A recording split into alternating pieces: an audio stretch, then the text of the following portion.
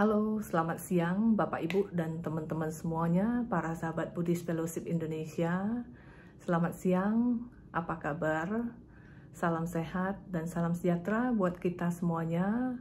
Saya Leni, Presiden dari Buddhist Fellowship Indonesia, mengucapkan selamat datang dan selamat bergabung di channel YouTube Live-nya Buddhist Fellowship Indonesia. Sebelum kita mendengarkan sharing dari tamu spesial kita, ya, tadi barusan kita ada melihat satu buah video, yaitu video tentang pintu belajar. Pintu belajar dan Buddhist Fellowship Indonesia didirikan oleh founder kami, Ibu Lilian Halim, dan saat ini pintu belajar telah memberikan beasiswa kepada kurang lebih 500 anak-anak Indonesia dari kalangan prasejahtera, mulai dari tingkat PAUD, sekolah dasar, sekolah menengah, tingkat universitas di S1, S2, maupun S3. Dan saat ini sudah ada puluhan anak-anak asuh pintu belajar yang telah lulus sarjana dan saat ini sudah bekerja di masyarakat dan sudah bisa memperbaiki kesejahteraan keluarga mereka. Terima kasih kepada ibu-ibu Buddhist Fellowship Indonesia, founder kami, Ibu Lilian Halim, dan para donatur lainnya atas support kepada pintu belajar selama ini. Ya, kepada Bapak, Ibu, dan teman-teman semuanya, para sahabat Buddhist Fellowship Indonesia yang tergerak hatinya untuk mensupport program charity dari Buddhist Fellowship Indonesia, pintu belajar, nanti bisa menghubungi sekretariat untuk informasi lebih lanjut.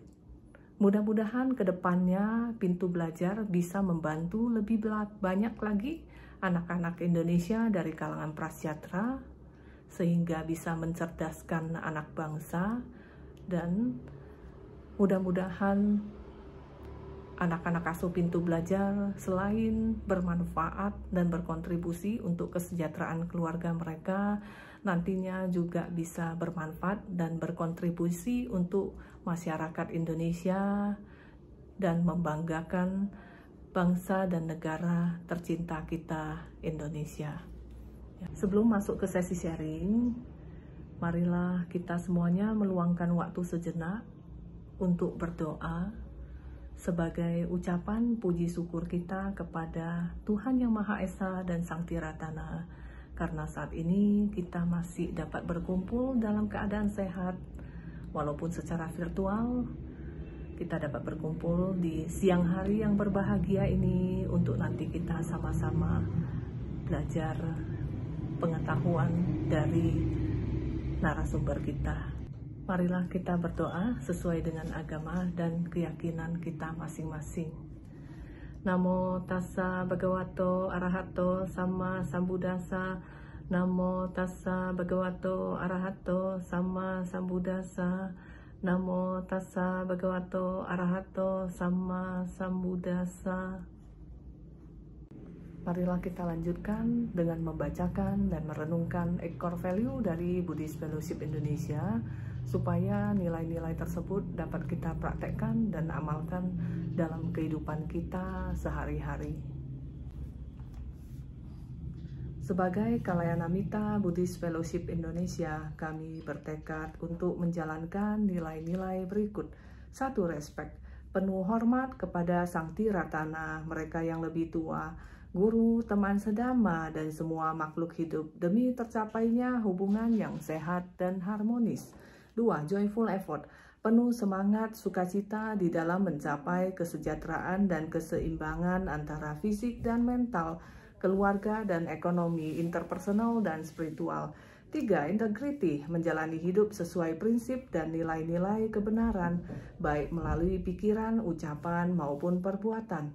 Service, tidak mementingkan diri sendiri, melayani dengan tulus, ikhlas, dan sepenuh hati, demi kebahagiaan dan kesejahteraan semua makhluk. 5. Compassion, mengembangkan kebajikan dan welas asih terhadap sesama di dalam menjalani kehidupan yang tidak merugikan siapapun. 6. Learning, terus belajar dan meningkatkan kualitas diri, baik secara pengertian maupun praktek dhamma, demi kemajuan spiritual hingga tercapainya pembebasan sejati. 7. Self-reflection, melakukan introspeksi diri, mengembangkan kesadaran dan kebijaksanaan, penuh rasa syukur di dalam menjalani kehidupan yang penuh makna. 8. Faith, mengembangkan pandangan benar serta keyakinan yang kokoh untuk terus hidup sesuai dengan Buddha Dharma. Selamat pagi Bapak Ibu dan teman-teman semuanya, para sahabat Buddhist Fellowship Indonesia. Namo Buddhaya, apa kabar? Salam sehat dan salam sejahtera buat kita semuanya. Pada hari ini, pagi hari yang berbahagia ini, kita kedatangan seorang tamu istimewa, seorang dokter spesialis mata, Dokter Matilda Susanto, spesialis mata, ya, yang nanti akan berbagi pengetahuan tentang apa itu retinopati diabetik, penyebab, gejala, dan penanganannya kepada kita semua di pagi hari yang berbahagia ini. Dan saat ini ya Dr. Matilda Susanto, spesialis mata, sudah hadir. Ya, kita sapa terlebih dahulu. Ya, selamat pagi, Dr. Matilda. Apa kabar? Salam sehat dan salam sejahtera ya, Bu Dokter. Selamat pagi untuk semuanya. Salam sehat dan salam sejahtera untuk semua. Terima kasih atas undangannya ya pagi ini.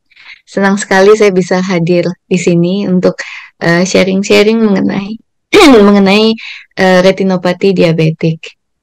Oke, terima kasih Bu Dokter yang telah meluangkan waktunya di sela-sela kesibukan ya untuk berbagi pengetahuan kepada kita semua dan masyarakat Indonesia.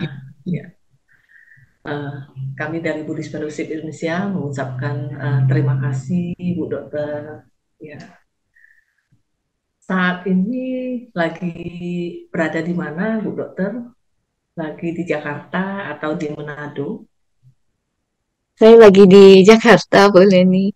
Oh, oke. Ya, terima kasih Bu Dokter.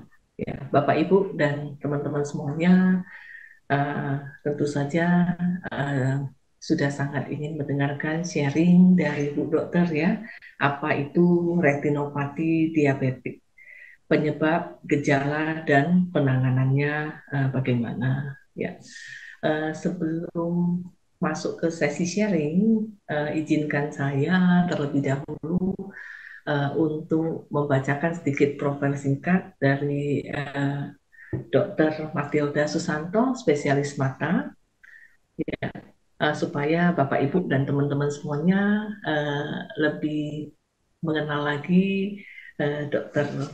Matilda Susanto, spesialis mata ya. Oke,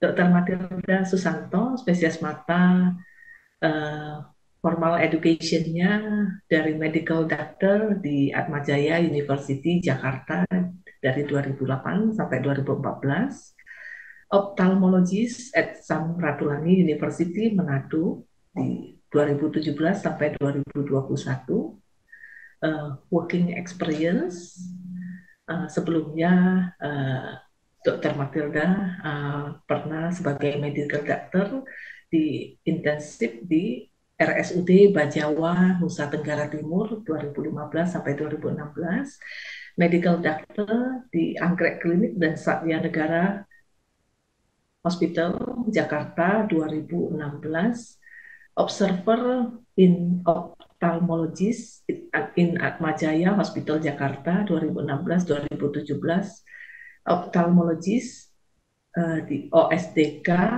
Eye Center Manado 2021 sampai 2022, dan saat ini Dr. Matilda Susanto, spesialis mata, berpraktek di Ceci Hospital Pantai Indah Kapuk, Jakarta Utara ya.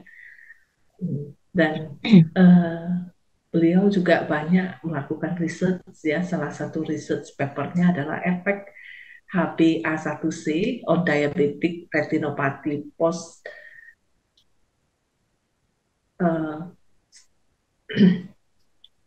in cataract surgery in DM patient ya. effect of HbA1c on diabetic retinopathy post accommodation cataract surgery in DM patients. Oke, ya sekian sedikit biografi singkat dari Dr. Matilda. Ya, dan saat ini mungkin Bapak Ibu dan teman-teman semuanya sudah sangat ingin mendengarkan sharing pengetahuan dari Dr. Matilda Susanto ya, spesialis mata, bahwa di dalam kehidupan kita sehari-hari, mungkin kita sendiri atau tetangga, teman, sahabat dan saudara, mungkin dalam perjalanan hidupnya itu pasti ada boleh dikatakan ada yang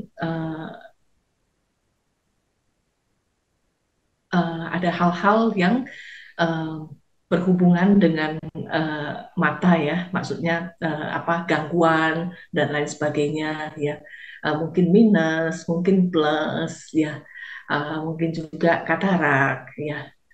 Jadi di pagi hari yang berbahagia ini kita membahas tentang retinopati diabetik. Nah, dan nanti di sesi tanya jawab kita pertanyaannya bebas ya, bisa seputar penyakit mata. Ya, baiklah. Tanpa tunggu waktu berlama-lama lagi dan untuk menghemat waktu, kita persilakan Dr. Matilda Susanto, spesialis mata, untuk memberikan sharing pengetahuannya kepada kita semua dan masyarakat Indonesia. Waktu dan tempat kita persilakan, Bu Dokter. Terima kasih. Ya, baik. Baik, terima kasih Bu Leni. Sekali lagi saya ucapkan terima kasih atas undangannya. Senang sekali saya bisa sharing mengenai salah satu penyakit mata yang sebenarnya eh, seringkali untuk akhirnya miskonsepsi juga dan banyak yang tidak mengerti tapi sudah telat untuk datang ke rumah sakit. Jadi ini kesempatan yang sangat baik sekali dan saya senang untuk bisa sharing. Jadi pagi ini saya mau sharing mengenai dia penyakit di mata disebutnya diabetic retinopathy atau retinopati diabetik.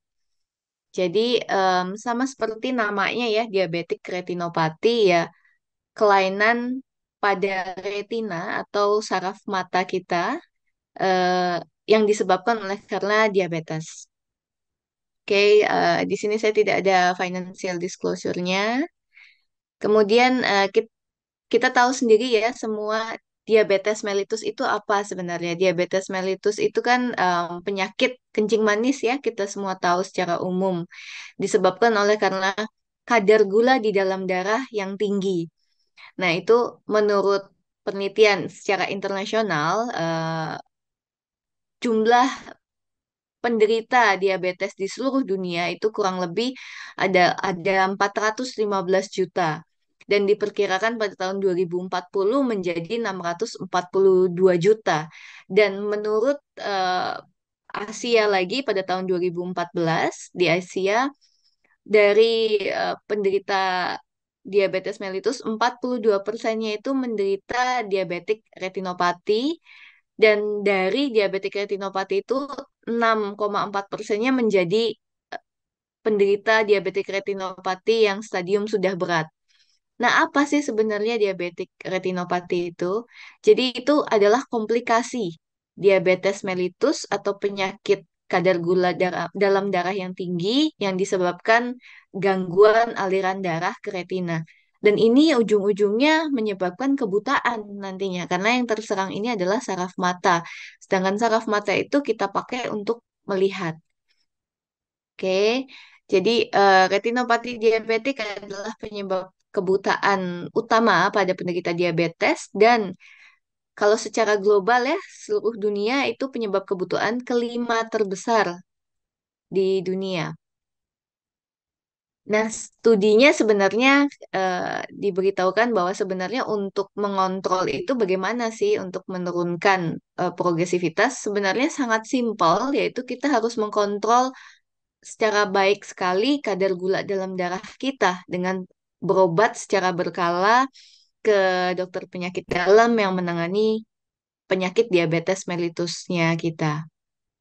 Oke, jadi sebenarnya gejalanya apa sih untuk diabetik retinopati? Ini kan kerusakan di saraf mata di belakang.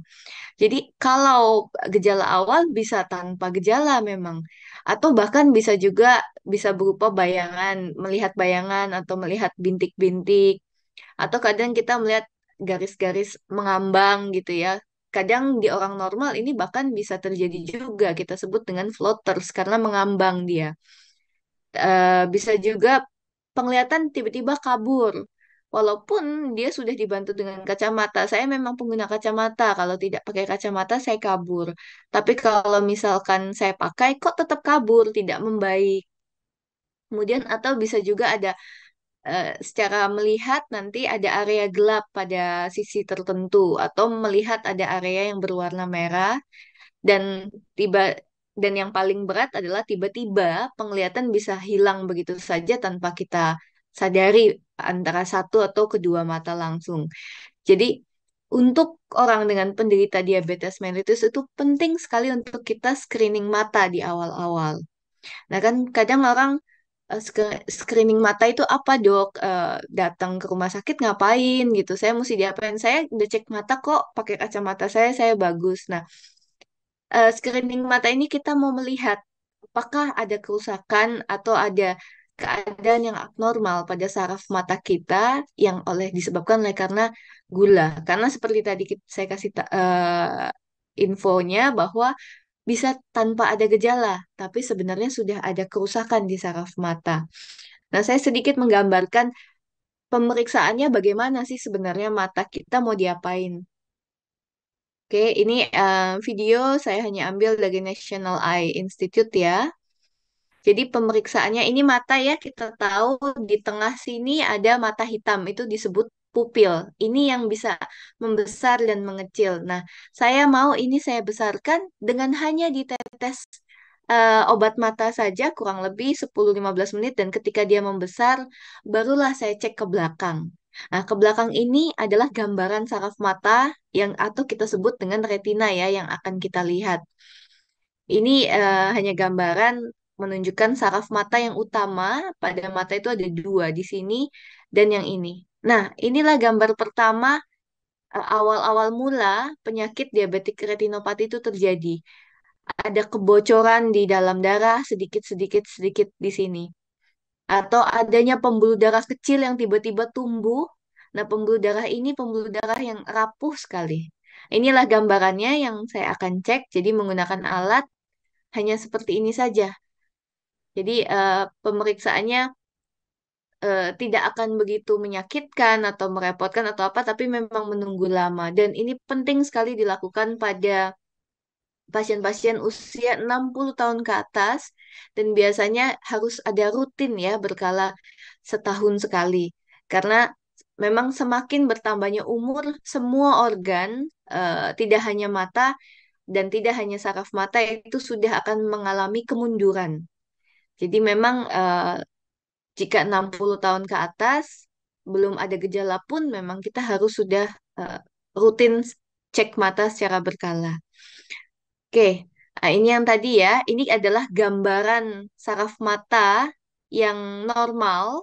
Ini yang tadi saraf mata ada dua, ini yang satu dan ini yang satu. Ini yang penting untuk penglihatan. Jika ini terkena, baik itu ada perdarahan, kebocoran, atau apapun yang tadi saya bilang, penglihatan pasti terganggu.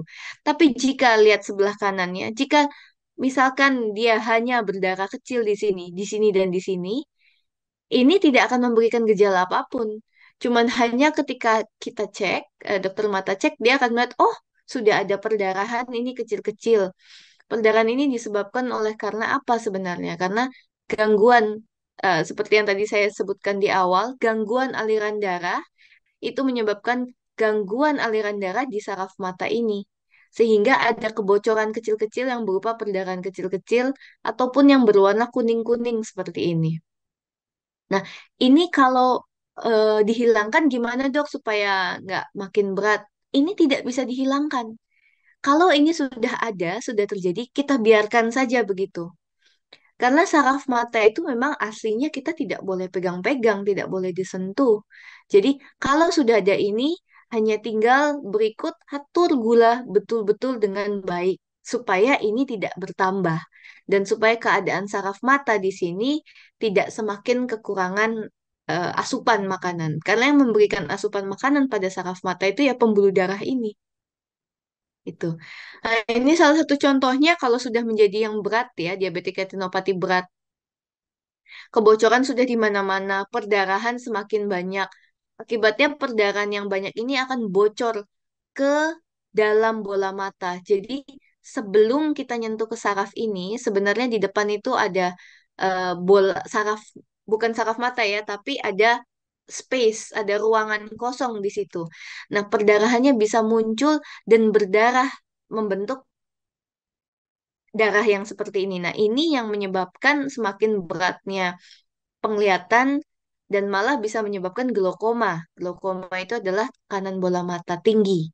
Ya, karena numpuknya pembuluh em, perdarahan di dalam mata. Nah, kalau sudah gini memang kita harus ada pengobatan lebih lanjutnya lagi. Ini sedikit menggambarkan keadaan mata ya. Ini kan mata di depan, kemudian kita ke belakang. Nah, inilah saraf mata di belakang. Nah, jadi disinilah dia akan bocor ya. Ini hanya gambaran sedikit saja sebenarnya bocor itu bagaimana. Ini di bawah ini adalah pembuluh darah. Ini adalah saraf mata di atas. Kemudian kalau bocor ya dia akan bocor seperti gambaran yang tadi. Oke. Kemudian ini ada juga sedikit lagi munculnya perdarahan di saraf mata. Ini saya banyak sekali kasih gambar ya karena susah sekali untuk membayangkan sebenarnya saraf mata kita seperti apa. Tapi memang betul-betul gambarannya adalah seperti ini nantinya. Ya, yang tadi yang nggak ada apa-apa, tiba-tiba muncul ini perdarahan kecil-kecil. Kemudian nanti perdarahan kecil-kecil ini nanti bisa menyebabkan saraf mata terlepas di sini. Karena dia sudah jadi rentan, sudah jadi lemah, sehingga saraf mata terlepas. Nah, ini kalau saraf mata terlepas ini sudah susah sekali untuk memperbaiki penglihatan kita. Oke.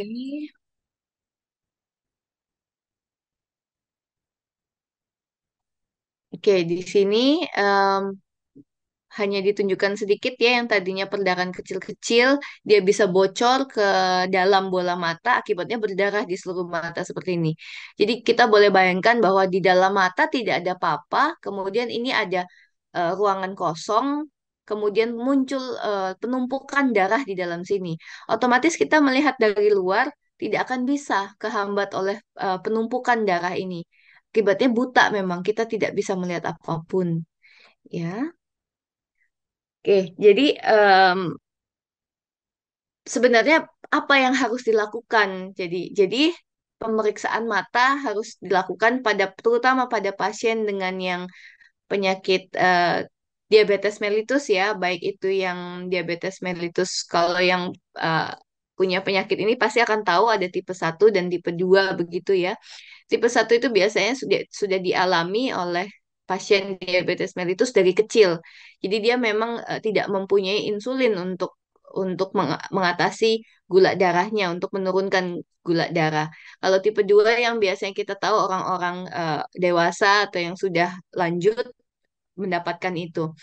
Nah, pertama kali pasti kita akan cek. Kemudian kalau memang misalkan tidak ada apa-apa, kita boleh cek untuk yang tipe 1 baik tipe 2 itu per tahun.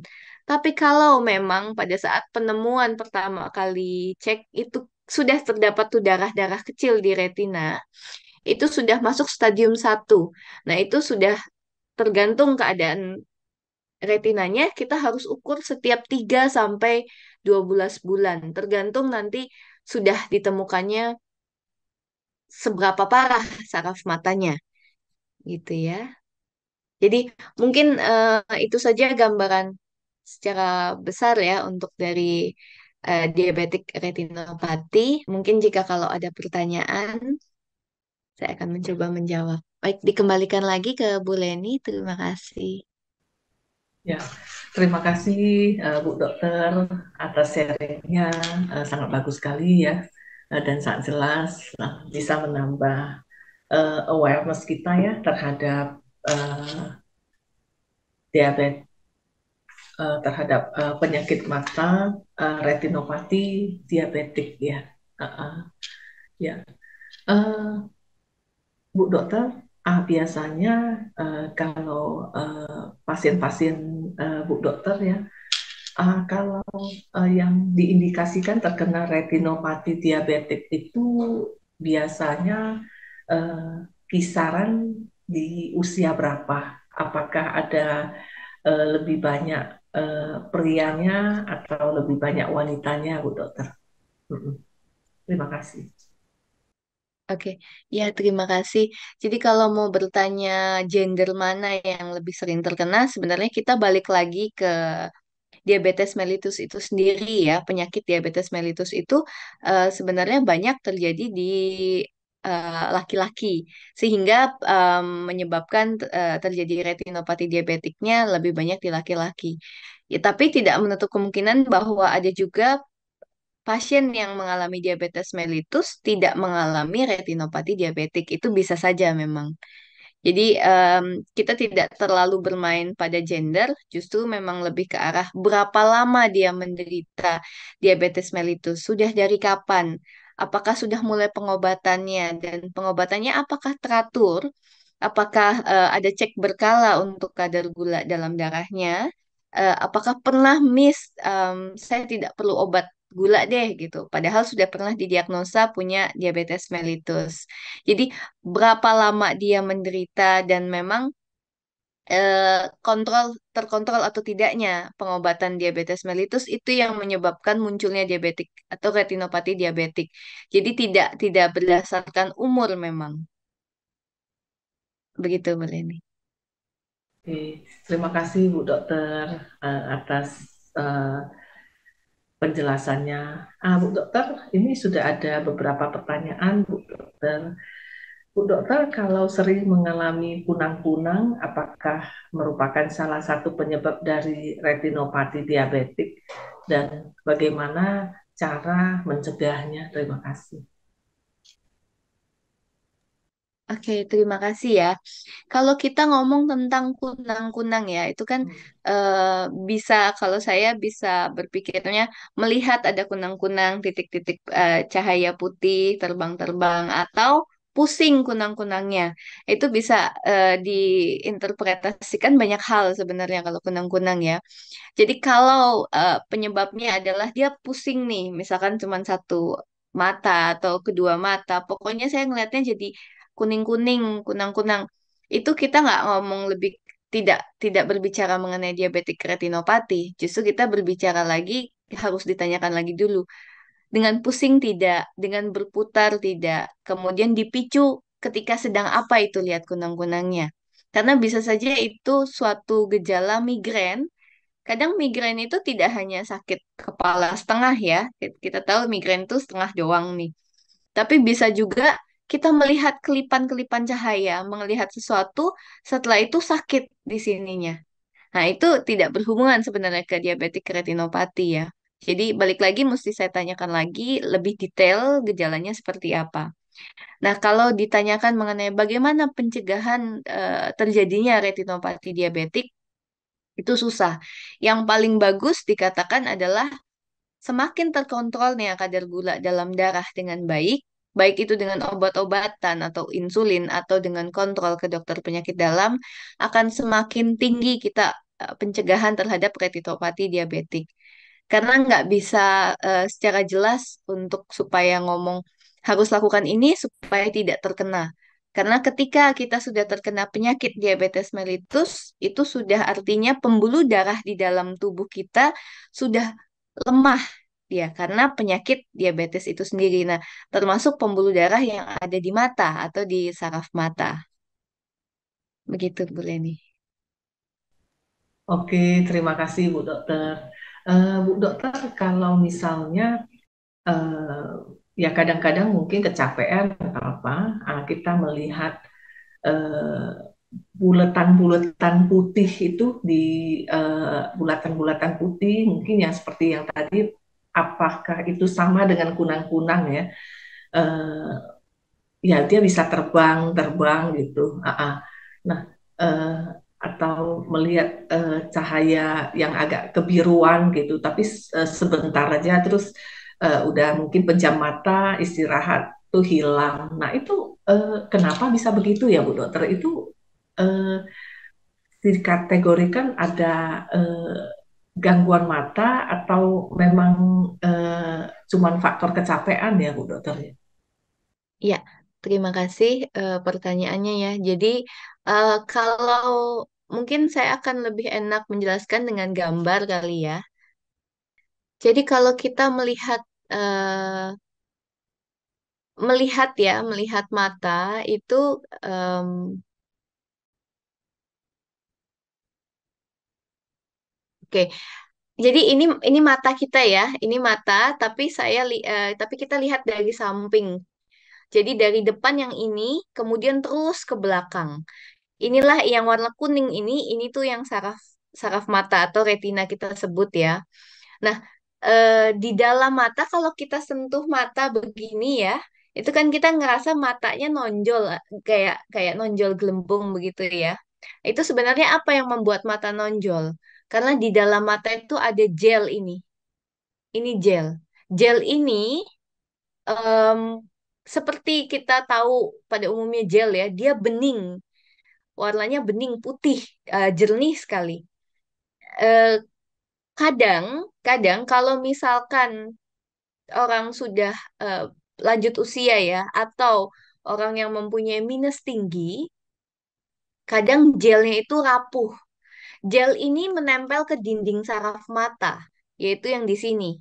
Jadi ini gel menempel di sini. Tapi kalau orang sudah lanjut usia atau orang pada eh, keadaan yang minus tinggi, ini akan akan lebih lebih lepas dia nggak nempel lagi, akan lebih lepas terutama bagian atas.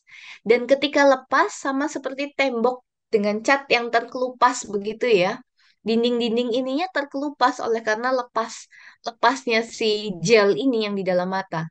Nah, gel ini seperti gel memang konsistensinya.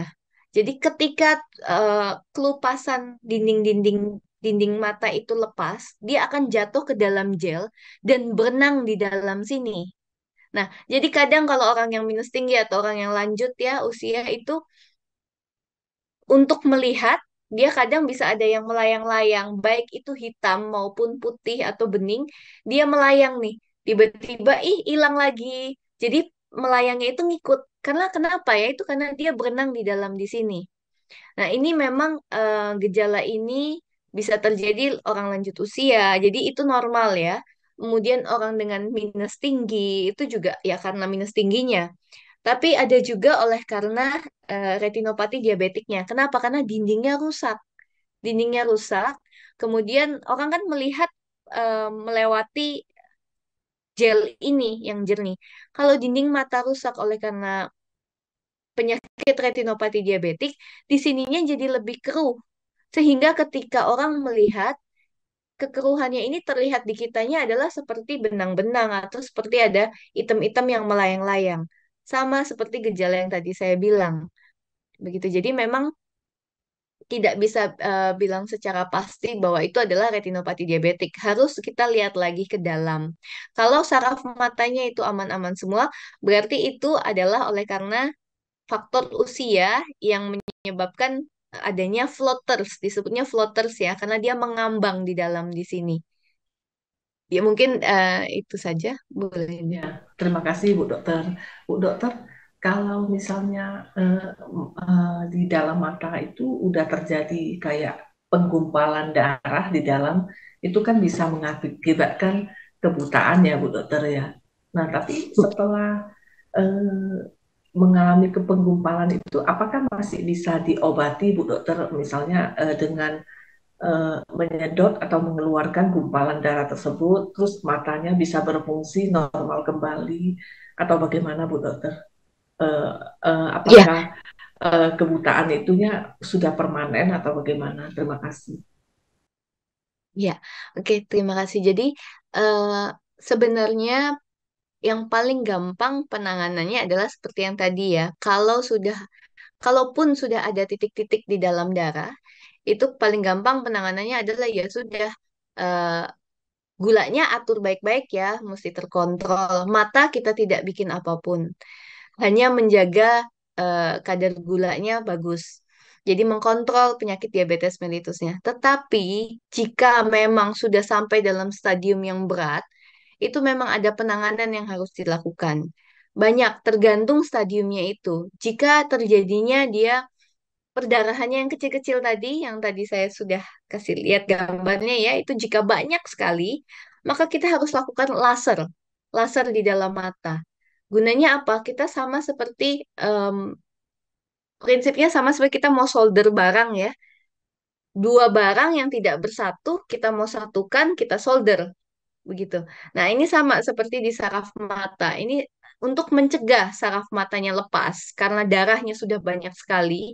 Dan untuk mencegah darah semakin bocor, kita harus bakar, harus laser itu di semua tempatnya supaya dia nempel, supaya pembuluh darahnya stop berhentinya.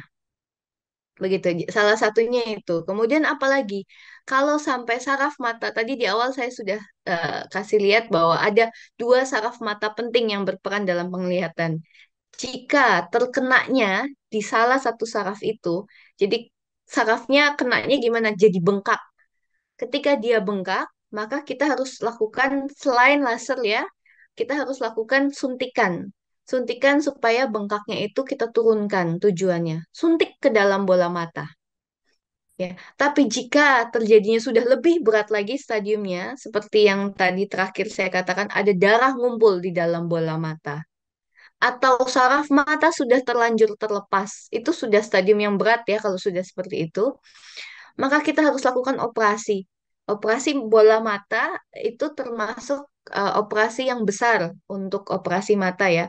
Kalau kita pernah dengar, oh ada operasi katarak nih supaya ngelihat lagi dan lain-lain. Itu termasuk operasi kecil sedang tingkat kesusahannya ya. Tapi kalau sudah sampai ke operasi yang ini karena penggumpalan di dalam mata itu sudah operasi yang berat dan besar.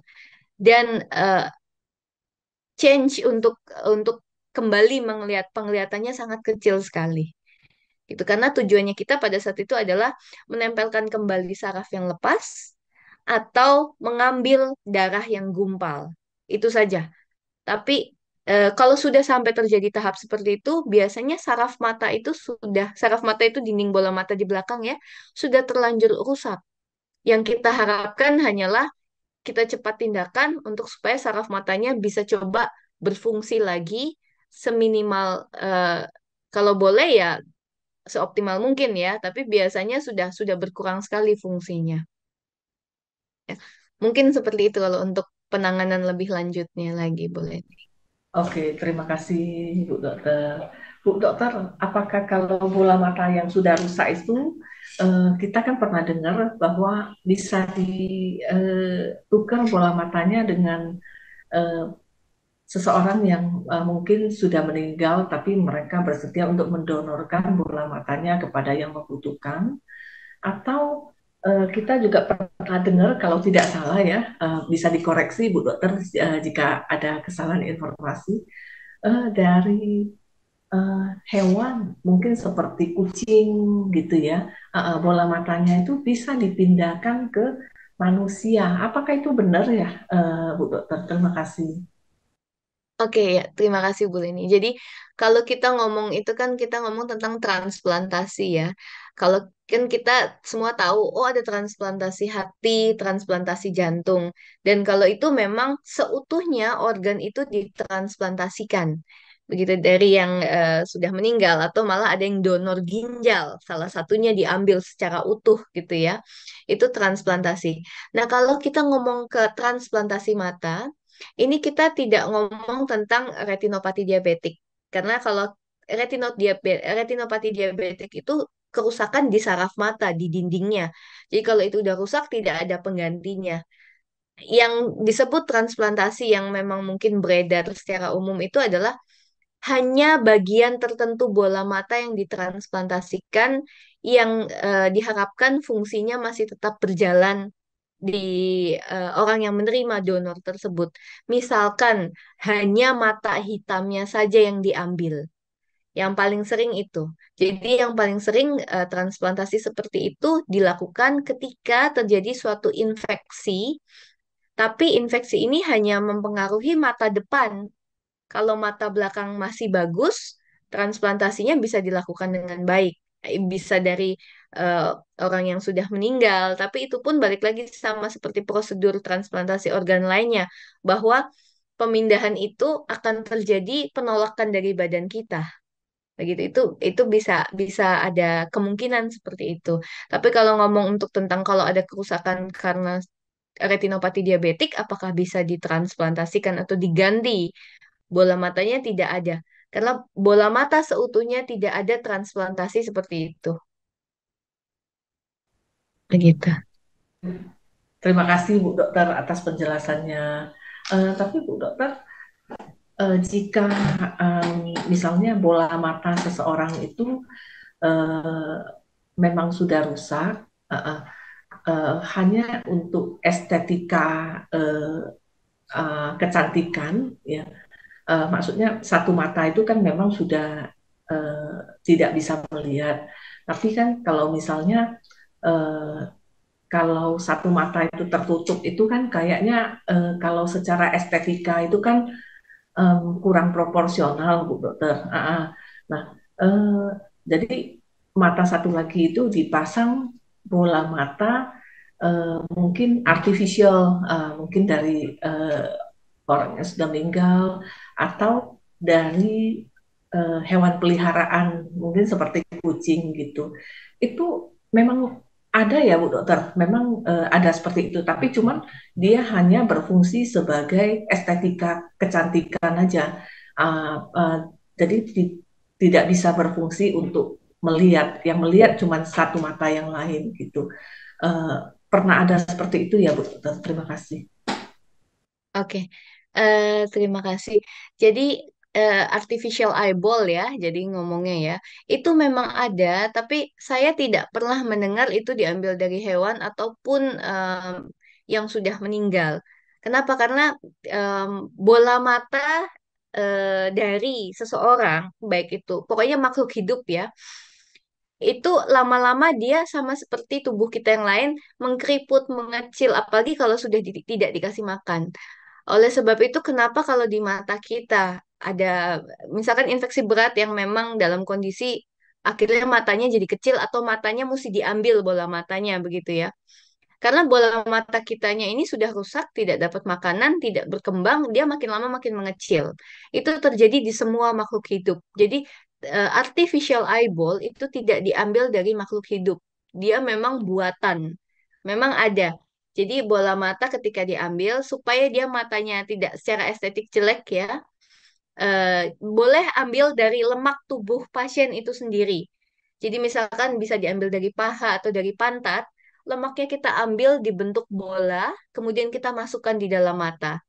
Nanti kalau sudah masuk, di depan matanya kita akan taruh mata buatan yang bagian depan saja gitu. Kalau misalkan tidak pakai lemak, pasiennya nggak mau lah, saya nggak mau badan saya diambil. Karena itu kita mesti bedah bedah lemak di badan. Jadi pakainya artificial eyeball. Jadi ada bola buatan yang memang aman ditaruh di dalam tubuh. Kita taruh di dalam supaya tetap seperti ada bola di dalam mata. Tapi di depannya tetap ada eh, bola mata buatan bagian depan. Jadi yang kayak ada putih dan hitamnya begitu. Jadi tidak pernah ada dari makhluk hidup ya. Oke, Ya, terima mungkin kasih begitu, Bu Desi. Bu Dokter. Jadi ini sudah menjawab mitos ya. Mungkin kemarin kan apa namanya informasinya mungkin simpang siur ya. Jadi kita tidak mendengar Iya, langsung dari ahlinya kan, kita tidak tahu gitu. Ya, terima kasih Bu Dokter atas penjelasannya. Ini ada pertanyaan lagi, Bu iya. Dokter. Penggunaan obat tetes mata apakah bagus untuk retina kita dan biasanya berapa kali sekali kita boleh menggunakan obat tetes mata. Kalau misalnya pada penderita autoimun ya Bu Dokter, mata mereka kan cenderung cepat kering ya. Uh, uh. Nah, jadi kalau tetes mata itu maksimum itu sehari itu boleh berapa kali Bu Dokter? Terima kasih. Oke, jadi kalau mau ngomong tentang tetes mata, terutama autoimun ya, jadi kita ngomongnya ke orang yang mata kering begitu. Tidak hanya autoimun, banyak sekali eh, orang sekarang terutama karena gadget ya, karena semua serba komputer online. Jadi mata itu memang jadi lebih lelah dan sehingga menyebabkan mata kering. Eh, Tetes mata yang diberikan adalah tetes mata air mata buatan. Di luar dari terapi yang lain ya, tetes mata yang diberikan adalah air mata buatan. Nah, kalau air mata buatan itu sudah tergantung kecocokan terhadap tetes mata tersebut. Di masing-masing orang itu berbeda. Tapi berapa kalinya itu biasanya dianjurkannya cukup 4 kali 1 saja. Kecuali pada keadaan tertentu yang memang dia matanya memang luar biasa kering, termasuk di orang dengan autoimun. Eh, Mata orang yang autoimun di mata, kayak kita tahu ada yang namanya Sjogren syndrome ya, itu dia semuanya kering termasuk di mata. Itu memang membutuhkan tidak hanya air mata buatan, bahkan ada juga gel supaya matanya tetap moist, tetap lembab. Jika sudah hilang moistnya, dia mau tetes lagi, tetes lagi. Jadi itu tergantung setiap kebutuhan masing-masing orang. Tetapi kalau hanya mata kering biasa, yang bukan di keadaan-keadaan khusus yang memang dibutuhkan sekali itu, kita cukup biasanya 4 sampai 6 kali. Kalau tidak ada gejala, biasanya cukup 4 kali saja supaya air mata kita tetap ada berjalan sendiri. Karena kalau tidak kita tetes air mata itu kita merangsang tubuh untuk tidak mengeluarkan air mata karena saya sudah tetes nih begitu. Itu untuk penggunaan air mata buatan Bu Leni. Terima kasih Bu Dokter atas penjelasannya, sangat bermanfaat sekali. Ya, uh, Bu Dokter. Nah, kalau orang yang usia udah 40 ke atas itu biasanya apakah matanya itu memang sudah mesti kena plus ya Bu Dokter ya. Setiap pertambahan usia dari 40 ke 50 plusnya bisa bertambah dalam satu tingkat. Apakah memang ada teori seperti itu ya Bu Dokter ya? Mungkin mohon pencerahannya Bu Dokter supaya kita bisa lebih jelas lagi. Terima kasih.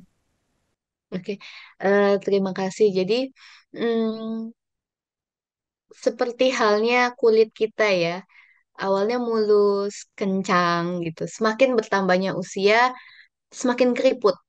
Semakin memble lah ya ngomongnya ya begitu. Itu kan pada kulit ya. Begitu juga dengan organ tubuh lainnya, termasuk di mata. Apanya mata yang mulai ada kemunduran? Semuanya, baik ototnya, ototnya di mana? Baik otot di bola mata, otot di dalam mata.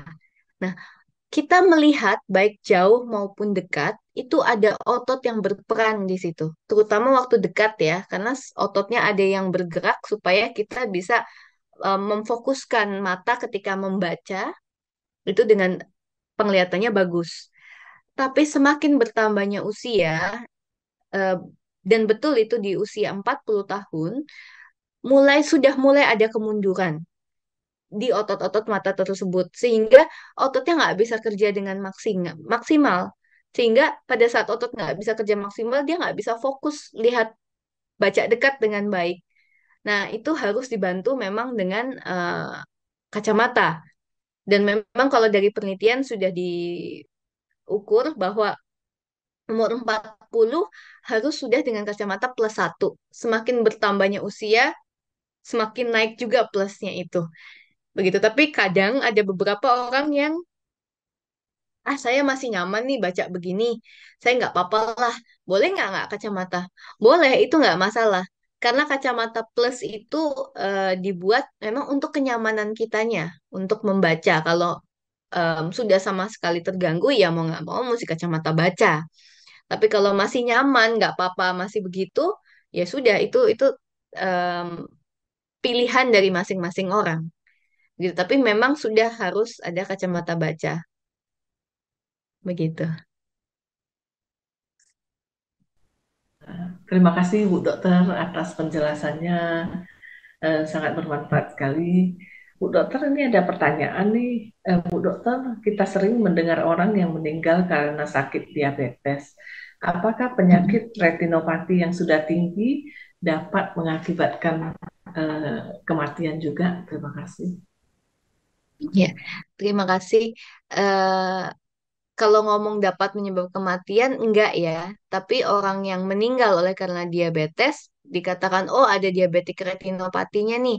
Jadi seakan-akan karena diabetik retinopati, dia menyebabkan meninggal.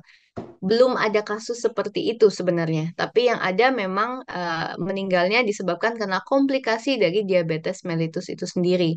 Kalau berbicara mengenai kebutaan atau sakit di mata atau menjadi glaukoma atau penyakit mata yang disebabkan karena tekanan bola mata tinggi itu bisa memang. Tapi kalau untuk meninggal dia tidak bukan karena diabetik retinopati, tapi karena penyakit yang mendasari retinopati diabetik itu sendiri yaitu diabetes mellitusnya. Begitu. Oke. Ya, terima kasih Bu Dokter atas penjelasannya. Ya, Ya. Bu Dokter, retinopati diabetik ini em, apakah bisa terjadi pada anak-anak juga karena faktor keturunan, Bu Dokter? Terima kasih. Iya, terima kasih. Jadi bukan kita ngomong tentang retinopati diabetiknya oleh karena keturunan ya, tapi lebih ke arah diabetes mellitusnya karena keturunan. Jadi semua yang mendasari adalah diabetes mellitusnya, sehingga saraf matanya jadi lemah. Jadi kalau ngomong keturunannya itu kita ngomong dari diabetes mellitusnya. Ayah saya ada nih, ya kemungkinan saya juga ada persentase tinggi dibanding normal lainnya bahwa saya bisa kena diabetes mellitus. Begitu. Terima kasih Bu Dokter. Nah, Bu Dokter, eh, membahas tentang lasik mata nih Bu Dokter. Ya. Mhm, Nah, mhm. untuk lasik mata itu untuk plus dan minus ini bisa dinormalkan ya Bu Dokter, dan setelah dilasik itu pada umumnya bisa tahan berapa lama Bu Dokter, dan apakah ada efeknya, mungkin setelah laser kan mungkin matanya mungkin ditutup ya Bu Dokter ya pakai perban ya. Ah, ah. Nah, Mhm. itu ada efeknya nggak Bu Dokter? Maksudnya takutnya ada efek negatifnya yang bisa bersifat fatal gitu. Terima kasih Bu Oke, Dokter atas penjelasannya. iya, oke, terima kasih. Em, Mungkin saya harus menjelaskan dulu sebenarnya lasik itu bagaimana ya, karena dari situ jadi bisa mengerti kesemuanya sebenarnya. Mungkin saya lebih enak akan menjelaskan lewat gambar lagi, supaya untuk mudah dimengerti ya. Oke, jadi eh, kalau orang yang mempunyai kacamata minus ya, kacamata minus itu kan untuk melihat jauh. Saya mau menghilangkan ini gimana caranya? Memang salah sekarang sudah banyak sekali karena teknologi semakin canggih, banyak sekali cara-cara yang bisa dilakukan ya. Salah satunya memang dengan cara lasik atau yang sejenisnya lasik. Eh, tapi sebenarnya kita bukan menghilangkan, tapi mencoba mengganti kacamata yang kita pakai dengan sesuatu yang lain. Begitu kita jadi bukan menghilangkan secara total. Dan syarat untuk lasik pun tidak hanya saya punya minus nih, saya mau lasik kemudian boleh. Tapi syaratnya adalah salah satunya adalah ketebalan bola mata hitam yang pertama harus lebih tinggi daripada yang diharuskan. Ada angkanya, ada limitasinya ya.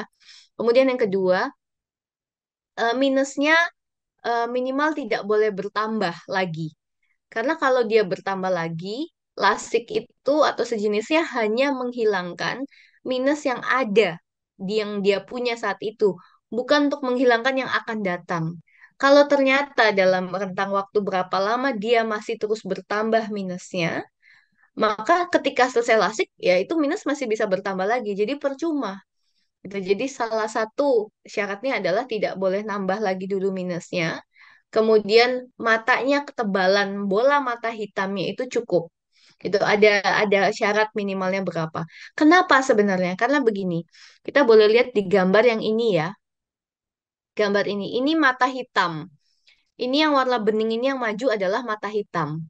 Gitu. Jadi mata hitam itu sebenarnya banyak sekali layer, banyak sekali lapisannya, tebal dia mata hitam untuk ukuran dokter mata, mata hitam itu harusnya tebal. Ini ya. Nah, kalau pada lasik itu ini mata hitam. Ini kita mau ambil cabut, kemudian lapisan bola mata hitamnya di sini kita tembak pakai laser. Kan lasik ya, jadi laser.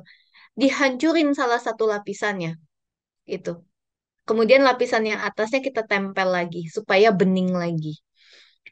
Jadi makanya kenapa kalau mau lasik persyaratan salah satunya adalah ketebalan bola mata hitamnya harus cukup. Karena ini kita mau hancurin dalamnya. Nah, ketika kita sudah hancurkan dalamnya, kita tutup lagi dengan mata bening yang di depan. Penyembuhannya kapan? Memang pertama pasti ditutup dulu matanya. Kenapa? Supaya ininya terjaga bagus matanya. Kemudian matanya tidak langsung terkena cahaya. Karena mata ini kan kita rusak nih lapisannya. Ketika kena cahaya dia pasti pusing, silau sekali. Karena kita melihat itu salah satu jendela penglihatan kita adalah mata hitam. Jika mata hitam ada kerusakan, pasti kita akan pedes, pusing, nggak enak, silau. Sehingga memang mesti ditutup dulu. Tapi sebenarnya nggak lama setelah ditutup, asal pakai tetes-tetes terus, begitu sudah mungkin 3 harian, sebenarnya setelah pulang pun sudah langsung boleh copot. Tapi memang pasti masih silau. Tapi kurang lebih 3 sampai 5 hari juga silaunya tidak lama akan hilang memang. Kemudian kita tetes-tetes air mata. Nah, efeknya apa itu proses seperti itu? Salah satunya adalah mata menjadi lebih kering dibanding biasanya. Jadi kalau yang sudah punya mata kering, setelah lasik pasti akan jadi lebih kering lagi. Tapi apakah efek samping itu bisa diatasi? Bisa.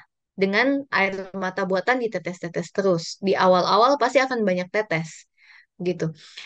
Ada lagi proses yang tadi saya bilang sejenisnya lasik. Namanya bukan lasik. Intinya tapi juga mau menghilangkan minusnya. Itu dia mengurangi efek samping yang disebabkan oleh lasik, yaitu mata kering. Begitu. Jadi balik lagi bahwa lasik itu kita menghancurkan salah satu lapisan bola mata hitam. Jadi dia tidak menghilangkan minusnya, tapi kita mau buat ini bola mata hitamnya jadi yang tadinya cembung banget kita bikin flat. Dibikin flat lebih datar. Makanya yang depannya kita hancurin nih, supaya penglihatannya nggak minus lagi. Begitu. Makanya biasanya ini tidak untuk plus, tapi lasik itu untuk minus. Begitu. Mungkin singkatnya dari lasik itu seperti itu ya. Oke, Bu Dokter. Terima kasih. Berarti kalau misalnya udah lasik, seseorang yang minus itu bisa melihat uh, penglihatannya dengan normal, sudah tidak perlu pakai kacamata lagi. Tapi kalau untuk kacamata baca, tetap ya, Bu Dokter ya, harus dibantu ya. Iya, tetap, Oh. tetap. Kiranya plus itu bisa menyembuhkan dua-duanya, Bu Dokter, plus dan minus. Kalau Oke, kalau mau ngomong untuk dua-duanya itu kita pakai terapi yang lain lagi, bukan lasik. Karena lasik intinya dia membuat mata hitam menjadi lebih gepeng. Nah, prinsip itu kita bermain ke prinsip fisika sebenarnya. Karena kalau minus dia cenderung cembung. Untuk menghilangkan minus itu kita harus gepengin gitu. Tapi kalau plus itu kebalikannya. Nah, kita tidak bisa menambahkan sesuatu di mata. Jadi bukan lasik nanti terapinya kalau untuk kacamata baca, tapi tanam lensa di dalam mata. Hmm. Hampir sama seperti operasi katarak ya. Operasi katarak setelah kita keluarkan lensa mata, kita masukkan lensa mata buatan. Nah, ini sama, kita nggak operasi katarak, tapi kita hanya masukin lensa mata buatan untuk menggantikan plusnya kacamata kita. Jadi intinya kita cuma pindahin kacamata ke dalam mata, Hmm. begitu. Tapi kalau LASIK itu tidak bisa untuk em, plus. Oke, ya terima kasih Bu Dokter atas penjelasannya. Ini ada pertanyaan lagi, Bu Dokter.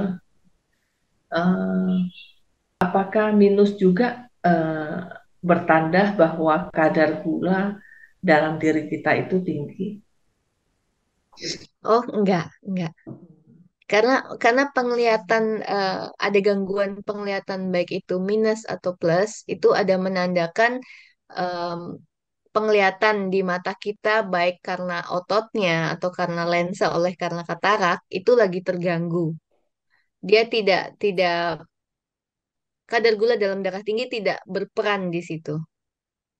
Begitu dia berperannya ke pembuluh darah, tapi kalau untuk penglihatan kita tidak bermain dengan pembuluh darah, penglihatan bermainnya dengan bola mata itu sendiri, entah dia gepeng, entah dia bulat sekali, atau ada katarak di dalam, atau ada kelainan lain lagi di dalam. Oke, ya terima Gitu. kasih Bu Dokter. Eh, Bu Dokter, nah kalau usianya sudah mungkin 60 ke atas ya Bu Dokter ya. Nah, Ya, apakah masih efektif jika dilakukan lasik ya Bu Dokter? Terima kasih. oke. Terima kasih. Jadi bahkan tidak perlu menunggu sampai 60 sebenarnya ya. Jadi bahkan di umur 40 tahun saja, eh, orang itu sudah akan mengalami memulai adanya katarak, terbentuknya katarak gitu. Nah, katarak itu kan nanti akan diatasi dengan cara dioperasi, diambil kataraknya, kemudian kita pasang lensa buatan dan diharapkan penglihatannya akan jernih tanpa kacamata. Diharapkan. Nah, eh, kalau pasiennya ada yang tetap di atas 40 tahun, tetap memaksa saya tetap mau lasik. Itu ya, itu balikan lagi ke pilihan dari pasiennya itu sendiri. Tapi kenapa sebenarnya tidak disarankan? Karena nantinya dia butuh operasi katarak, di mana lensanya akan diberikan supaya dia tidak ada minus lagi, tidak ada ukuran untuk melihat jauh atau dekat. Jadi, buat apa kita melakukan dua prosedur operasi yang hampir sama fungsinya untuk nantinya? Terutama dengan pasien umur 60 tahun, jelas pasti katarak sudah ada. Buat apa kita lasik? Karena setelah lasik pun kalau katarak sudah ada, kita mau lasik, dia tidak akan menghilangkan sepenuhnya. Karena mata kita penglihatannya sudah terganggu oleh karena katarak. Jadi yang harus dihilangkan itu adalah kataraknya dulu. Karena kalau katarak itu kan yang di dalam. Kita mau buat segepeng apapun di depan mata, tapi kalau di lensanya itu masih keruh, tidak akan bisa memperbaiki penglihatan. Dan pasti tidak akan masuk ke dalam persyaratan orang untuk boleh dilasik. Berarti Begitu. kalau udah 40 ke atas itu eh, jadi tidak usah spend biaya lagi untuk lasik ya Bu Dokter ya. Lebih baik Iya, pakai betul. kacamata aja ya. Iya, betul. Karena akan ada spend biaya untuk katarak masalahnya. Hmm, ya, ya, ya. Nah, Bu Dokter, kan sekarang banyak sekali anak-anak muda yang memakai soft lens, kontak lens Betul. sebagai pengganti kacamata untuk estetika kecantikan ya, atau untuk Mm, lifestyle lah ya. Nah, betul. uh, dengan adanya saat ini banyak sekali virus-virus ya yang beredar ya. Baru mengalami pandemi COVID-19 juga ya kan. Nah, apakah soft lens itu aman ya untuk dipakai ya? Terima kasih Bu Dokter. Ya, oke, terima kasih. Jadi kalau sebenarnya kalau dari dokter mata sendiri, pemakaian softline itu kita lebih ke arah medis ya. Jika ada keadaan tertentu yang memang diharuskan untuk pemakaian softline apapun itu, tapi secara medis. Tapi kalau secara estetik, kalaupun sampai terpaksa, kita tidak menyarankan, hanya disarankannya pakai yang one day. Softline yang one day langsung buang. Yang dalam arti ketika pakai, maksimal hanya 4 jam langsung buang. Jadi kalau mau ngomong aman atau tidak, jelas tidak akan aman. Karena kita tidak tahu tangan kita penuh dengan bakteri atau viral apa.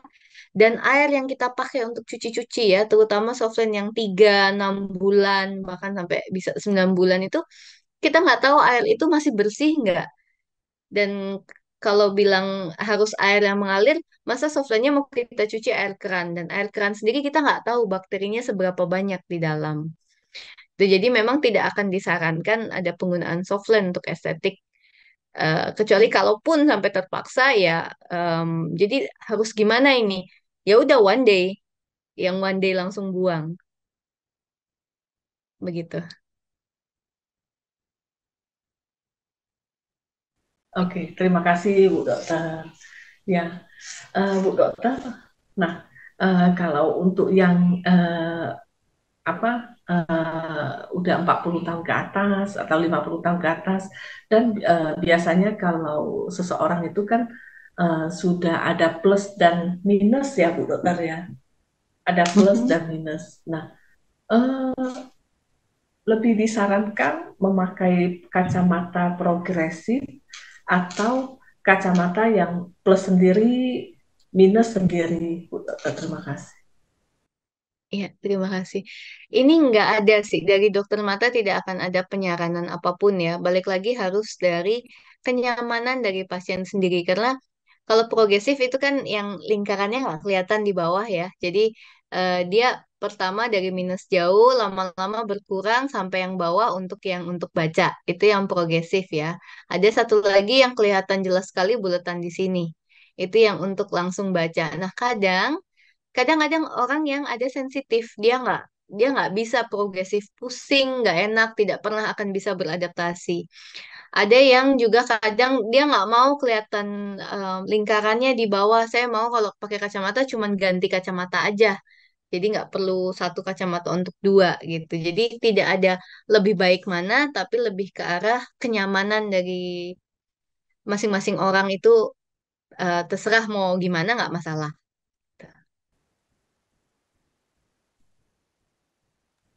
Ya, terima kasih Bu Dokter. Uh, Bu Dokter, kalau untuk anak-anak yang sudah masih kecil ya, sudah punya minus yang tinggi, ya, karena mungkin saat ini belajar juga metodenya online, banyak bermain Mhm. game di gadget, ya, mungkin untuk anak-anak yang masih kecil. Nah, itu ada tips-tipsnya nggak, Bu Dokter, supaya uh, minusnya tidak bertambah dalam ketika menjelang dewasa.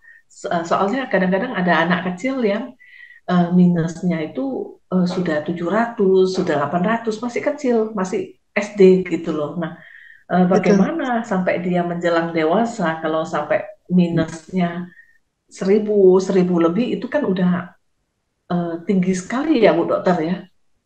Ya, terima kasih Iya, atas tips-tipsnya Bu Dokter. iya, oke. Jadi memang kita susah ya ini, terutama setelah pandemi itu memang jadi heboh sekali, terutama untuk anak-anak. Kalau mau ngomong bagaimana supaya dia tidak lebih tambah berat, memang pertama faktor resiko adanya ukuran kacamata itu sendiri, yang pertama bisa oleh karena ada keturunan juga, yang kedua oleh karena kebiasaan sehari-hari. Jadi kenapa sekarang setelah pandemi tiba-tiba anak-anak pada kacamata semua? Karena anak-anak, terutama di umur 4 tahun ke atas ya, itu lagi lagi tinggi-tingginya perkembangan yang mereka alami. Jadi kalau ada sedikit saja kemunduran atau kesalahan, itu maka akan jatuhnya cepat sekali. ya terutama di penglihatan ya. Jadi kalau misalkan tipsnya itu kayak gimana ya, kalau memang dia sudah ada ukuran kacamata, maka yang pertama pasti yang penting adalah kontrol tiap 1 tahun. Jika memang tidak ada gejala apapun lain selain itu ya, kontrol 1 tahun. Kemudian aktivitasnya, kebiasaan sehari-hari. Jadi eh, seperti ini menghadap laptop, kita dengan duduk, cahaya juga tetap mesti cukup, walaupun laptop atau HP itu sudah keluar nih cahayanya. Tapi justru itu yang berbahaya, karena kita mata hanya menyerap cahaya dari satu sumber. Tapi jika kita banyak cahaya di sekeliling dan laptop atau HP, itu dia tidak akan menyerap hanya satu. Itu jadi akan lebih tidak berbahaya. Kemudian kalau baca buku atau apa juga duduk tegak, tidak boleh sambil tiduran atau miring kanan kiri atau berpangku dagu seperti ini, begini. Karena selain ini menjadi nanti berkembang dia jadi miring, ya nanti salah satu mata saja yang dia pakai untuk melihat seperti ini. Misalkan dia hanya melihat mata kanan saja, dan itu yang nggak boleh begitu. Eh, Kemudian kalau misalkan dia ada sudah disebutkan sebelumnya bahwa dia mempunyai lazy eye, maka harus ada terapi yang memang dianjurkan oleh dokter harus tetap dilakukan. Salah satunya mungkin yang patching eye atau yang memakai kacamata terapi gitu. Tapi lain-lainnya yang paling utama penting dan semua harus dilakukan, baik dia sudah ada kacamata atau belum, adalah kebiasaan sehari-harinya itu. Mungkin mungkin begitu dulu, Bu Len. Oke, terima kasih Bu Dokter.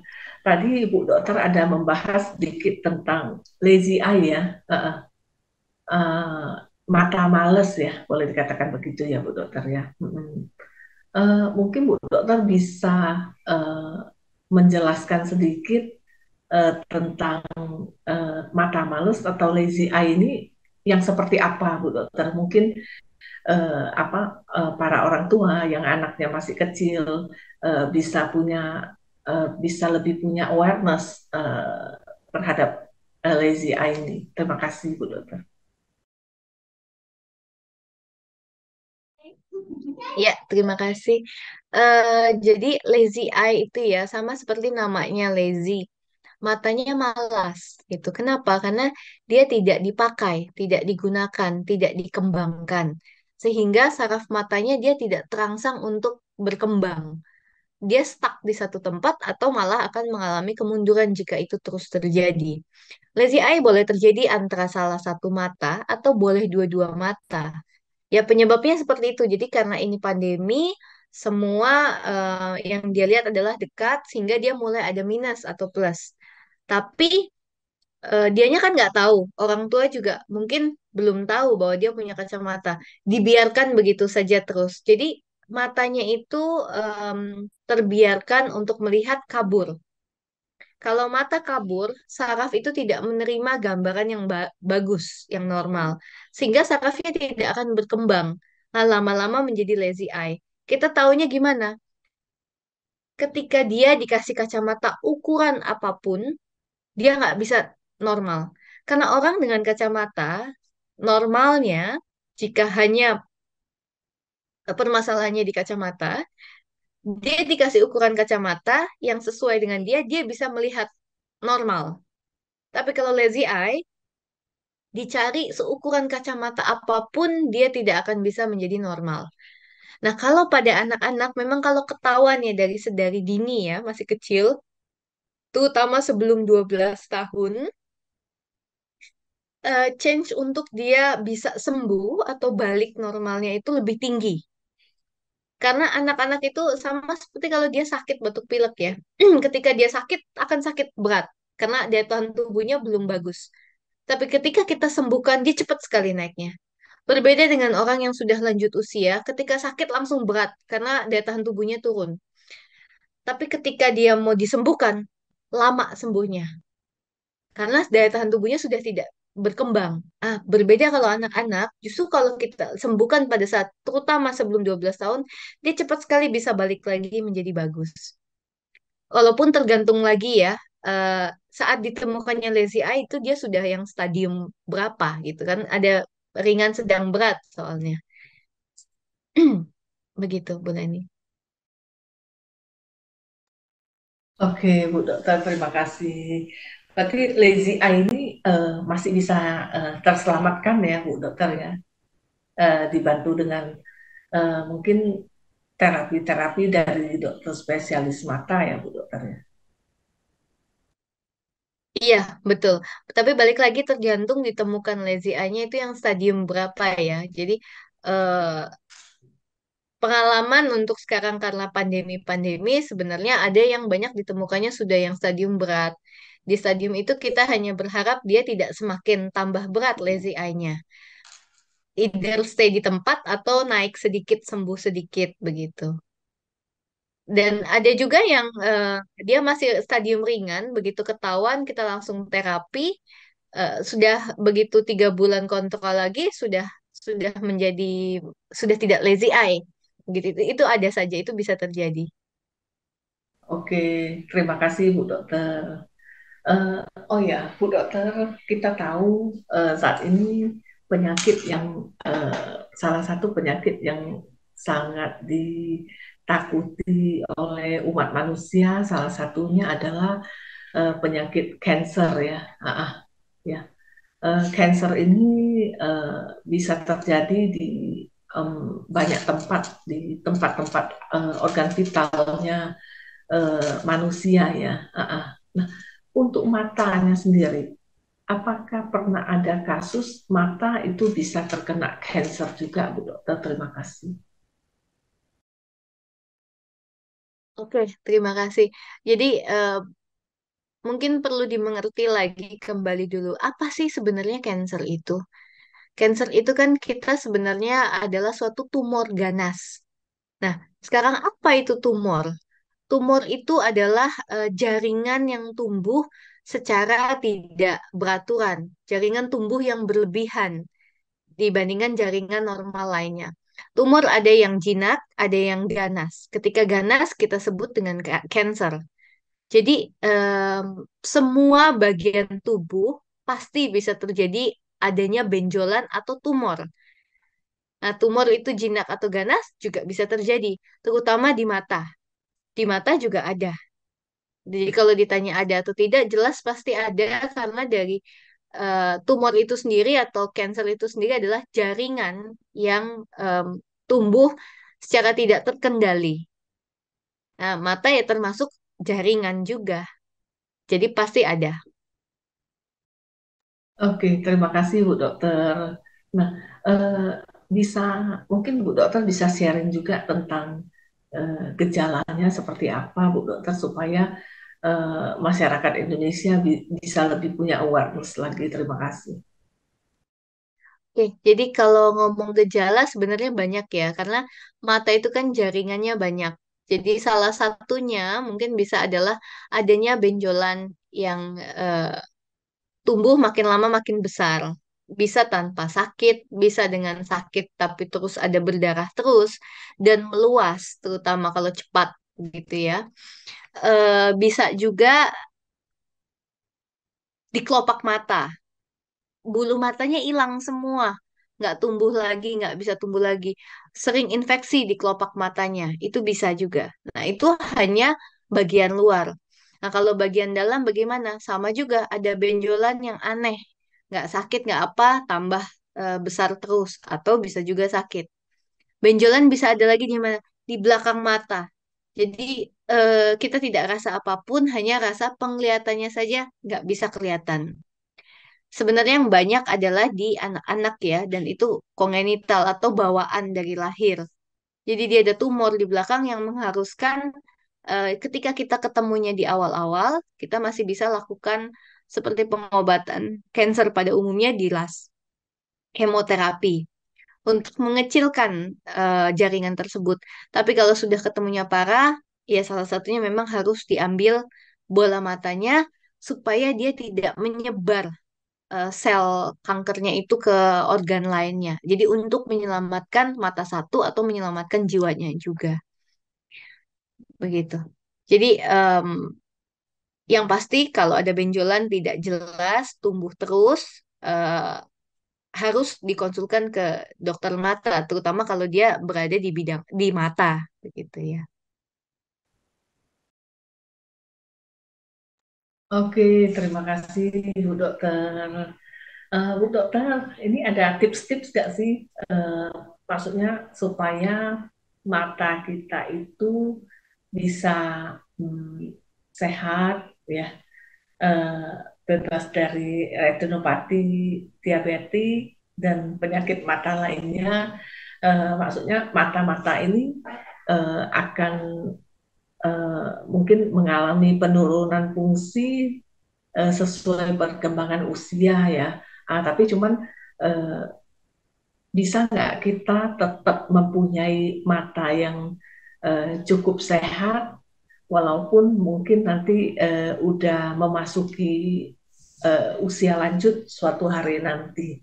Mungkin dokter bisa memberikan uh, sharing pengetahuannya untuk merawat mata kita agar masih berfungsi maksimal di kala usia sudah senja. Terima kasih, Bu Dokter.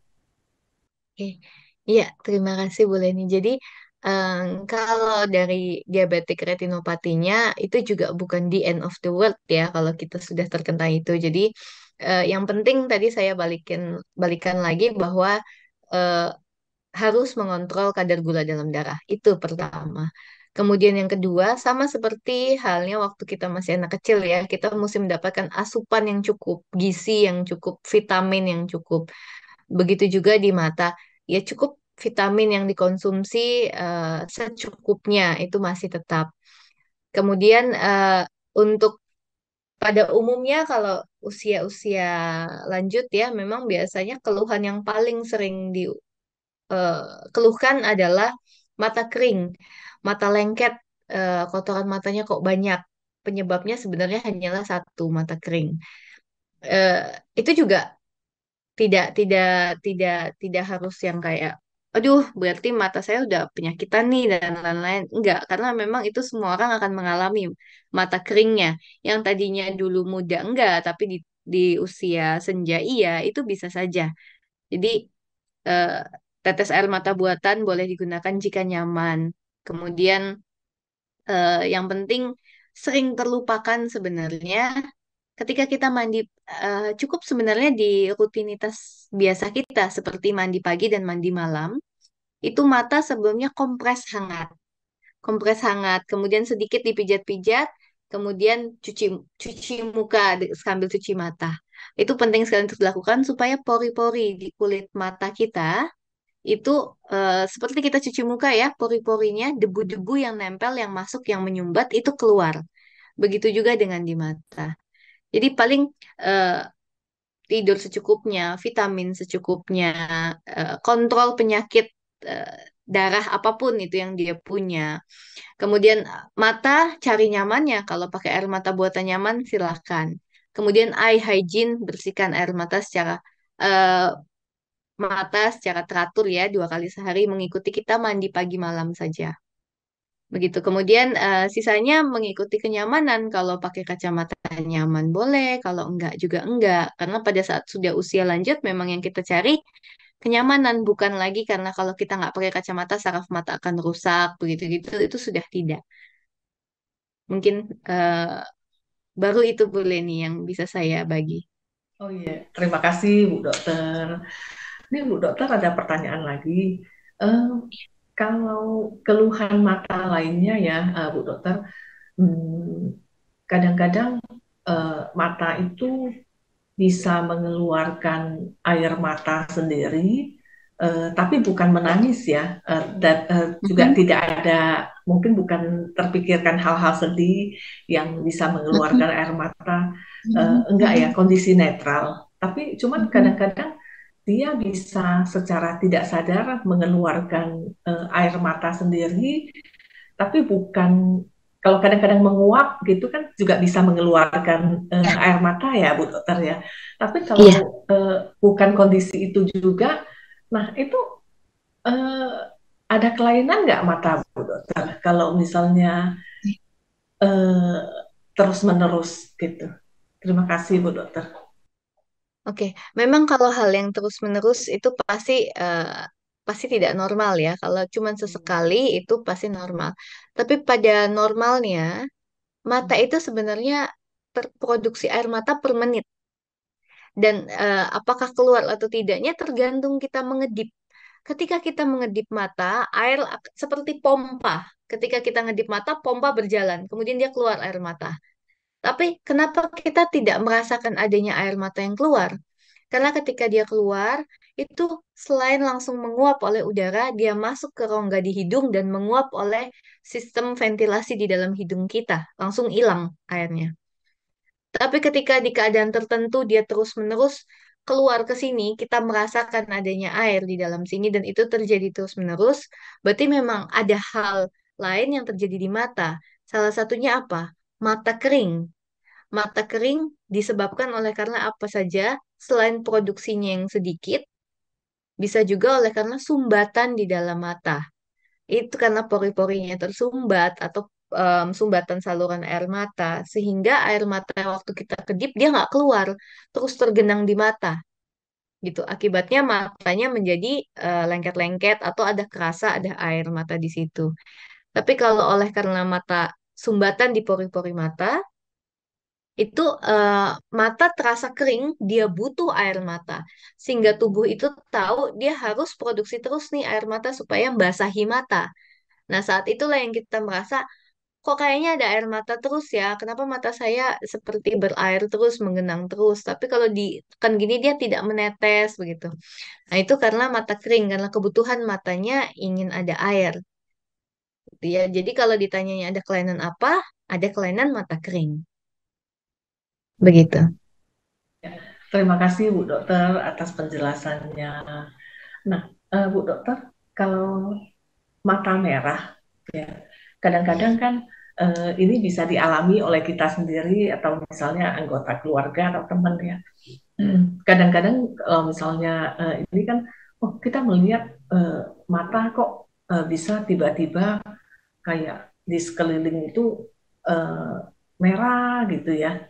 Ah, itu karena virus memang sakit mata merah seperti itu katanya juga bisa menular ya. Nah, itu kan mitos juga ya. Nanti Bu Dokter bantu jawab ya, itu sebenarnya bisa menular atau tidak gitu. Em, Kenapa bisa menyebabkan seseorang itu matanya kenapa bisa merah ya di sekeliling mata itu akibat dari apa Bu Dokter? Apakah itu virus, bakteri, atau ada faktor-faktor lain Bu Dokter? Tapi biasanya kadang-kadang hmm, beberapa saat kemudian dia bisa hilang sendiri atau mungkin di bagian mata ya yang di bawah kadang-kadang juga ada eh, merah gitu ya. Itu berbahaya nggak Bu Dokter? Terima kasih Bu Dokter. Oke, terima kasih. Jadi kalau misalkan untuk mata merah, kita mesti lihat lagi dulu ya, mata merahnya di mana. Kita lihat dari luar dulu. Mata merah di kelopak mata merah di mata yang putih. Begitu ya, pasti yang gampang untuk membedakan orang pada umumnya adalah itu dulu. Nah, sekarang sama seperti orang batuk pilek. Batuk pilek bisa karena apa? Bisa karena alergi, bisa karena viral, bisa oleh karena bakteri. Kalau memang dia karena viral maupun bakteri, pasti bisa menular. Nah, itu pun ada di dalam mata. Mata merah, baik yang di kelopak mata maupun di mata yang putih, itu bisa oleh karena alergi, oleh karena bakteri, bisa karena ada viral, dan pasti menular, kecuali alergi. Ya, kalau alergi memang pada umumnya dia bisa merah, terus tiba-tiba hilang tanpa kita kasih apapun. Itu memang bisa seperti itu. Tapi kalau bakteri atau viral, pasti tidak dan menular. Tapi kalau viral biasanya sama seperti batuk pilek. Batuk pilek itu sebenarnya kalau karena viral, yang kita berikan adalah obat untuk menyokong imunitas tubuh kita supaya tetap kuat. Karena inti dari viral itu pasti akan sembuh kalau tubuh kita punya tentara yang kuat atau imunitas tubuh yang kuat. Begitu juga dengan di mata. Jadi sebenarnya yang kita kasih adalah obat untuk menyokong supaya mata gejala tidak enaknya hilang. Tapi untuk sembuhnya itu dari tubuh sendiri. Nah, tapi itu bisa menular ya. Nah, kalau bakteri itu harus jelas diberikan obat antibiotik ya, sama seperti kalau kita minum obat antibiotik, tetes mata juga ada untuk membasmi bakterinya itu. Begitu. Jadi kalau ngomong bakteri, viral atau alergi itu pun ya harus ke dokter untuk kita pastikan ini sebenarnya apa begitu. Tapi ngomong menular atau tidak jelas menular kalau dia memang viral atau bakteri. Tapi balik lagi kadang banyak kan yang akhirnya mata merah, udah saya beli obat sendiri aja, obat yang langsung mata merahnya hilang apa? Tanpa mempedulikan penyebab mata merahnya ini apa sebenarnya. Tuh, jadi intinya mau pakai obat itu aja. Tuh, kita tahu banyak sekali tuh yang sering di televisi ya atau di optik-optik biasa jual langsung kasih ke pasien. Nah, kadang memang obat eh, tetes mata itu ada isi obatnya yang memang betul bagus membuat langsung hilang mata merahnya. Tapi kalau dia tidak pas, dalam arti tidak pas adalah ini dia penyebabnya cuman ini penyebabnya viral kok, ini penyebabnya jamur kok. Ketika dikasih obat tertentu yang ternyata kontraindikasi terhadap penyebab mata merahnya, dapat membuat mata merah menjadi lebih merah. Itu biasa gawatnya situ. Jadi kadang pasien sudah banyak datang, saya sudah 5 hari merah, sudah seminggu merah, saya sudah pakai obat ini, tapi masih terus jadi tambah merah. Ini gimana? Gitu. Kadang disebabkan oleh karena obatnya nggak pas gitu dikenain di matanya. Itu kadang yang jadinya bikin lebih gawat kondisi matanya. Jadi memang disarankan kalau memang mata merah 2 hari tidak hilang, pasti langsung harus ke dokter mata saja sebelum memakai obat tetes mata lain. Kecuali memang sudah pernah memakai obat air mata buatan saja, itu boleh. Ya, mungkin begitu boleh nih. Ya, terima kasih Bu Dokter atas sharingnya pada pagi hari ini yang sangat bermanfaat sekali buat kita semua. Terima kasih Bu Dokter. Uh, Bu Dokter, ini kami dari Buddhist Fellowship Indonesia uh, ada sedikit apresiasi berupa plakat kepada Bu Dokter. Ya, kita serahkan secara virtual terlebih dahulu. Nanti yang aslinya kita akan kirim ke rumah atau rumah sakit ya Bu Dokter ya. Oh, iya, Boleh kita dokumentasikan satu ya Bu Dokter ya. iya boleh boleh. Oke, satu lagi. Oke, ya.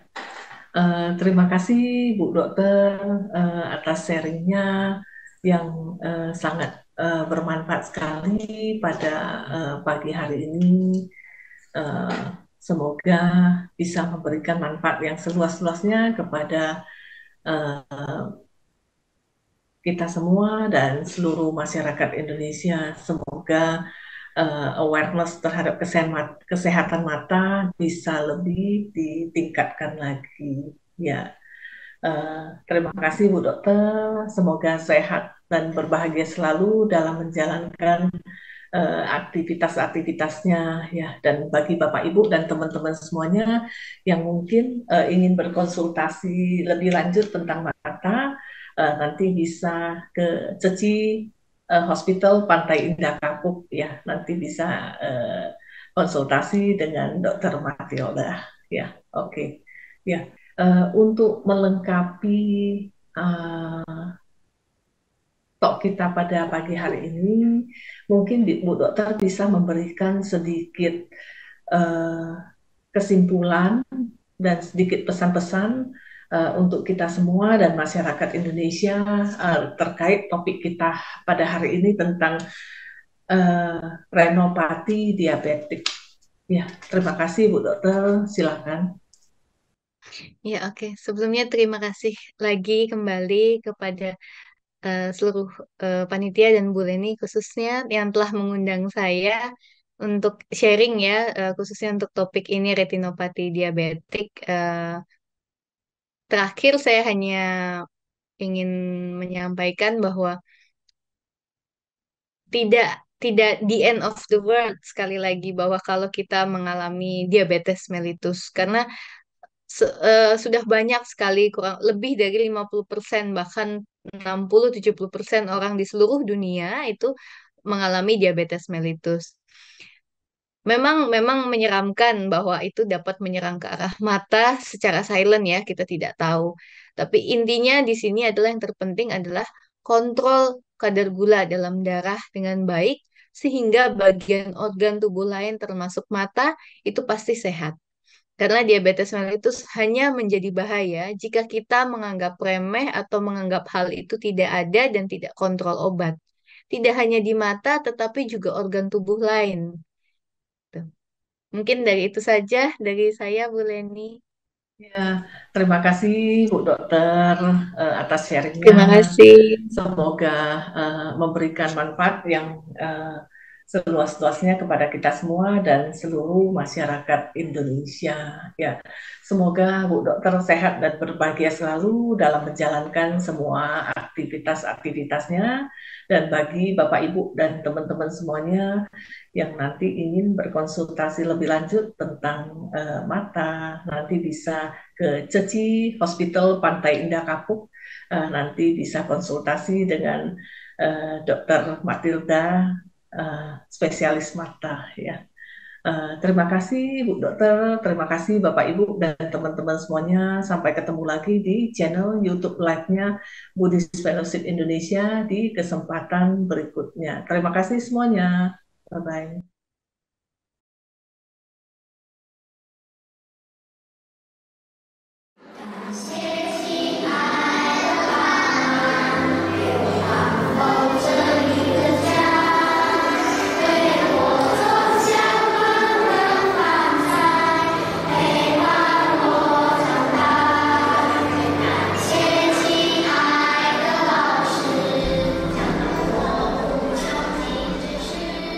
Nama saya Apan, saya berumur 10 tahun, kelas 4 SD Asoka. Dan di samping saya ada adik saya yang berumur 5 tahun. Saya biasa pergi sekolah sendiri jalan kaki. Mata pelajaran saya paling suka IPA. Wes pulang sekolah saya biasa main, kalau sudah sore Mama suruh bantu jual jinton, saya bantu dia jual jinton. Setiap hari Minggu saya ke Viara, ke Baktian.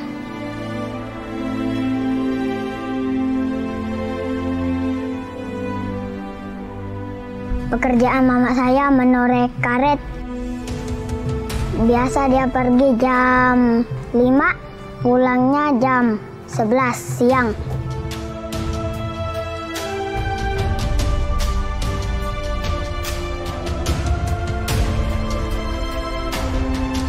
Kalau mama kerja biasa saya menjaga dedek, ajak dia main gitu.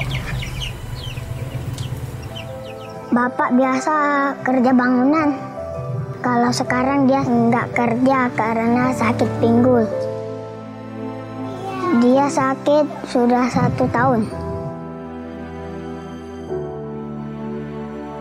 Cita-cita saya menjadi pemain bola.